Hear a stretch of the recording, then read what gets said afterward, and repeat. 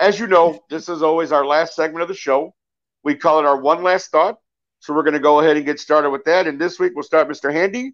Why don't you go ahead and give us one last thought? You know what? First of all, to those of you that needed the SAP button to understand what I was saying during that segment, I sincerely apologize. I don't know what the heck is going on. I just had a case of it. I've been talking fine the whole show, and all of a sudden my mouth just went, I'm going on my coffee break. Um, but so again, to echo Nick, thank you guys so much for watching. Now, my one last thought. My one last thought is don't you're going to have, if you live any period of time longer than 24 hours, you're going to have excitement and you're going to have disappointments and you're going to have some good times and you're going to have some tough times.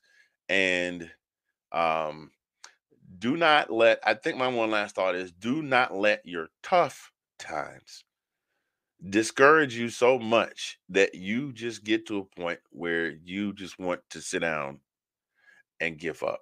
And if you do get to that point, just know who your people are. Have you some good people around you so you know who you can reach out to bolster you up. Um I say that I say that to say this. We come on the show, we joke, we laugh, we have a good time. Um Earlier this year, I was going through some personal struggles. And I kept those personal struggles to myself. This is probably the first time my co-hosts are hearing about this. I went through some personal struggles. I went through some family struggles. I had a father that's in ill health. He's in and out of the hospital on a regular basis. And I let it get me really, really, really down. I mean, to a point where it was critical mass, so to speak. It was getting to the point of critical mass, but I knew who my good people were around me. This right here that we're doing was exceptionally therapeutic for me. This is one of the things that kept me going. I have a wonderful wife here I've been married to for 11 years now. She kept me going. My boss at work, didn't give her all the details, just told her I was going through some stuff. She said, just know that we're here if you need us. And she would check in on me at least a couple times a week. Are you doing all right? Come on, let's go for a walk. Let me get you a cup of coffee. I didn't necessarily tell her everything that was going on in my life, but she was there with me. Um, so my thing is just, keep your head up and about you. There's some poems that I had to learn. Speaking of my fraternity, there's some poems that I had to learn when I was pledging the fraternity, and the one that sticks with me more than any of the others is a poem. Is a poem by Invictus by William Ernest Henley. It was written by, and he had, as a young man, had contracted tuberculosis, and back in those days, tuberculosis was almost like a death sentence. He wound up losing a leg.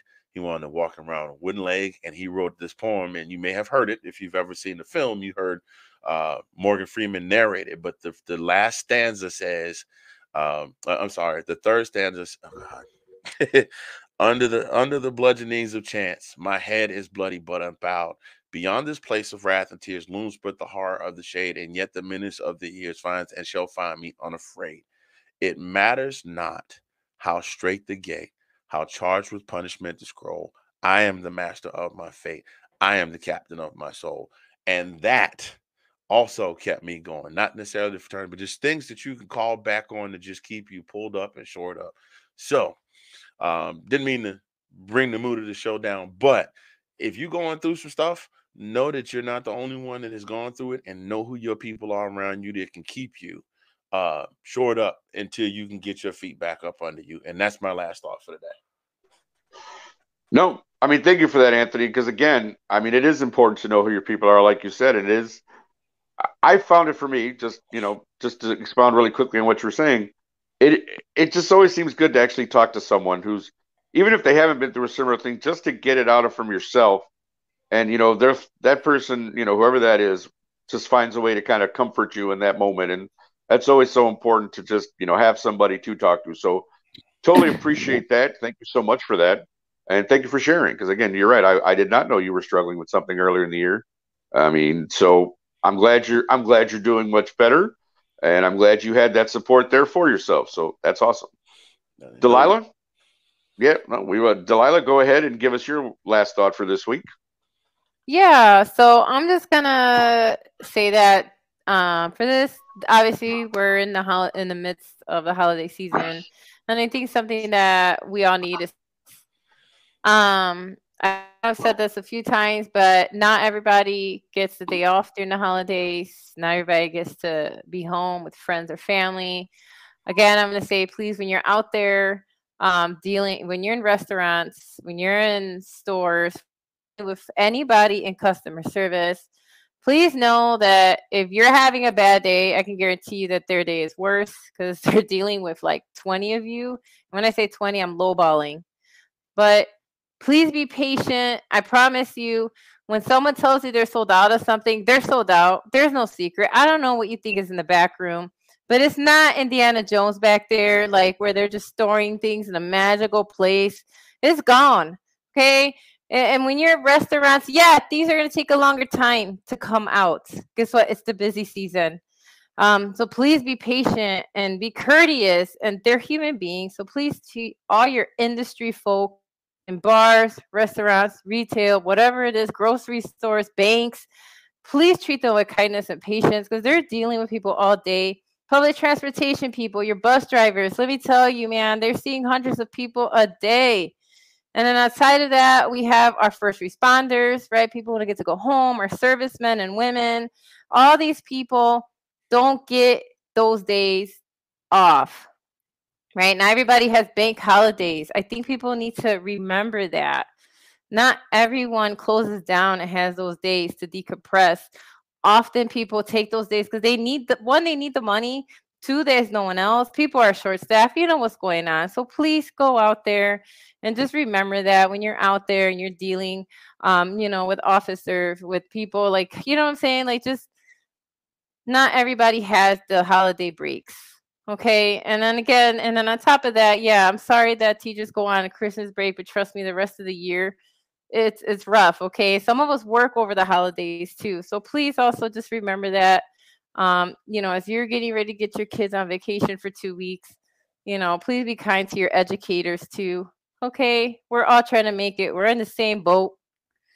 Okay. Um, so just kind of just again, patience and love, please. Honestly, let's just remember that this holiday season. That's all. Amen. Absolutely. No, thank you, Delilah. Because again, I know David works in the service industry as well, and I I for worked years it. worked in You worked retail it. and services. Right. Yeah, it's like, and again, you do feel like sometimes you're like, man, I wish these people would just like not give me such a hard time, man. I'm here on Christmas. I used to work at a movie theater. That was a fun one because you worked every holiday when you worked at a movie theater because we never closed. So I was like, it's Christmas Eve and I'm here with you, and why are you giving me a hard time, man? I'm trying to go home to my family. So, but no, seriously, that's a great message. Seriously, be good to your service industry people. Be good to believe me, it doesn't take much. A simple hello, how you doing? How's it going? Thank you. You're welcome. Just being courteous goes a very long way in that sort of thing. So thank you, Delilah, for that. Real quick, you know, one of the unfortunate parts of getting older is that people tend to leave the planet, as it were. And this morning, I found out that referee Mills Lane died. Now, for some of you who aren't familiar with boxing, I saw that. Mills Lane was probably one of the greatest refs ever, just for his personality and the way that he handled fights. And as a kid, I became a huge boxing fan because of my father. So we watched every championship fight from probably 79, 80, all the way to like the early 90s, where my dad and I literally, even to the mid 90s with De La Hoya, Felix Trinidad, all that stuff. So I watched boxing for a good 16, 17 years. Like every year, I'd watch all the major fights, all the big ones, all the pay per views, all that stuff. And Mills Lane, for a good long time, was one of the refs who was always in the championship fights. And the guy, his big phrase for all you remember is like, let's get it on. That was his thing. Mills was great. 85 years old, so obviously the man lived a nice full life, had a great career as a referee. And just to say that, it's sometimes, like I said, as you get older, you start to lose some of the people as a child that you admired or you looked up to or that sort of thing. So I appreciate that. So yeah, just rest in peace, Mills Lane. I watched many of a fight that you refereed, and I was always entertained by you.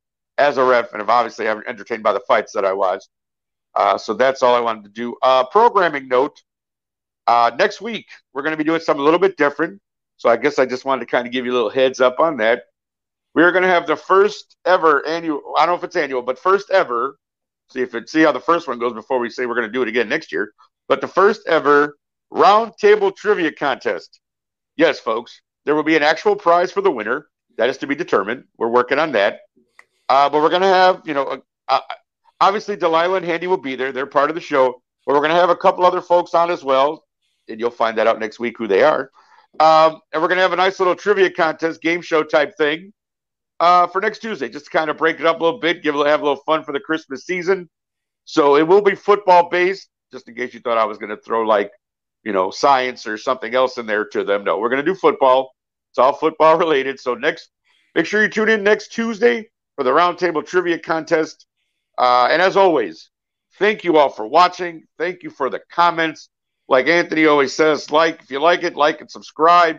You can find us again, YouTube, Facebook, Twitter, probably Instagram too, all of them. Like I said, Bumble, Tinder, whatever. Find us wherever. We're all around. But thank you so much again for watching. For Anthony Handy, Mr. Fingers, for Delilah Crespo, I am Nick Rosario. Please, everyone, have a fantastic week. And we'll see you next week for the trivia contest. Have a good week, everyone. Blah, blah, blah, blah, blah, blah. This happened, that happened. You guys are sold on Carson Wentz?